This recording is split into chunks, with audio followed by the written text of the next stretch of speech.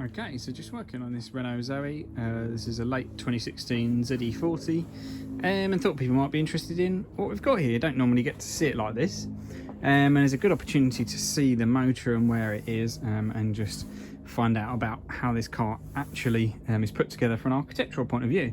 So we're obviously at the front here. This is kind of like your motor stack, and this is the actual EV motor here, main traction motor. It weighs about 50 to 60 kilos, something like that, and it's about 65 kilowatts in this variant, which is give or take of 75 horsepower, something like that, 80 horsepower, which doesn't sound like a lot, but this car, because you have max torque at stall, you've got 75 horsepower from 0 RPM. So this car is nippy, and can beat a lot of other cars, but it doesn't need that power because it's got the torque, and it's got torque straight away. It doesn't just have it at 5,500 RPM or whatever. So yeah, we can see here the main output shaft of the motor with the splines, and it's got a sensor there to read the position. And then wrapping around it, we've got what's effectively the charger and motor controller DC-DC converter, which is like the electric alternator. So the car's got a sort of 350 to 400 volt battery, and then it's got a step down DC-DC converter to charge the 12 volt system, run the lights and all that kind of stuff. So it brings that down to about 14 volts. So obviously we've got to get that power to the wheels. So there's a reduction gear here. It's got about a 10 to 1 reduction because this motor, to be efficient, wants to spin nice and fast. So this actually spins up to about 11,000 RPM at motorway speed. And then this gears it down for the wheels, and there's also like a differential. So it's a kind of reduction gear and differential all in one box.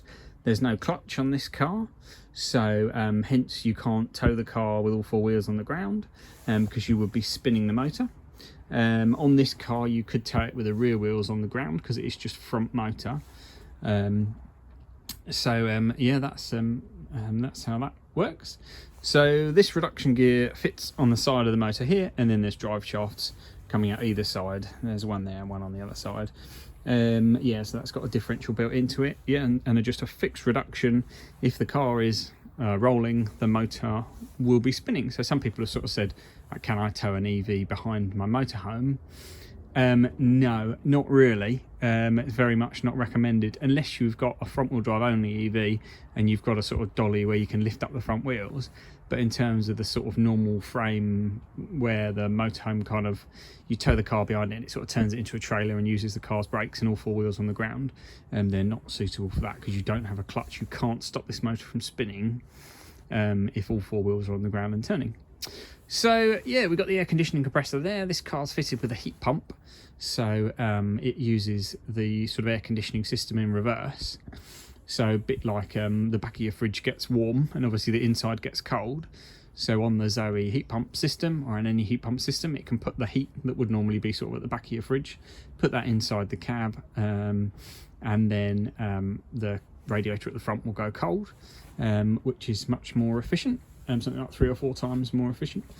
Yeah, we've got a main ECU up there, 12 volt battery fits here. So EVs do have a 12 volt battery as well, because the main battery is not connected all the time. So we've got these high voltage power cables that carry the sort of full battery voltage, the 350 to 400 volts around the car, to power things like the air conditioning compressor, because that's powered by high voltage, and the motor and things like that. Yeah, when the car's turned off, that high voltage system is shut down. There's some big relays in the battery pack. They're called contactors, big fat relays, and they turn off the main battery. And therefore, when you want to start the car, you need to do some safety checks and make sure everything's good to go before you connect that main high voltage battery. So that's all right. It's got the 12 volt battery, and then obviously any issues, you can all still run the lights and everything if you need to. So yeah, this is under your main stack. Normally this would have a motor cooling fan on the top because it's got an air cooled motor. Some EVs have sort of water cooled motors, but it's an air cooled one on this. And this socket that's not got anything connected, this is the charging, where the charging socket power fits onto.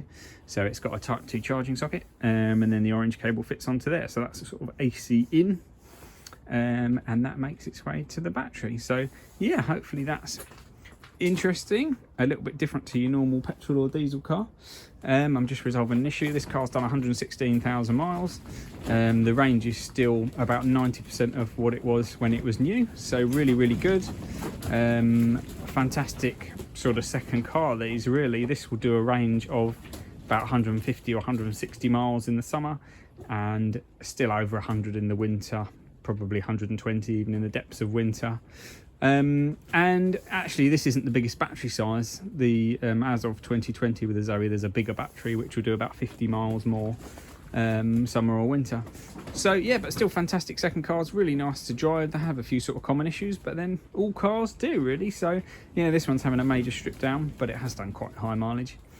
Just resolving a couple of issues, and then it's going to be good to go. So hope that's interesting. Any sort of comments or questions, just drop them in the comments. If you wouldn't mind subscribing and drop me any questions, then yeah, that's all good. All right, catch you later. Thanks a lot.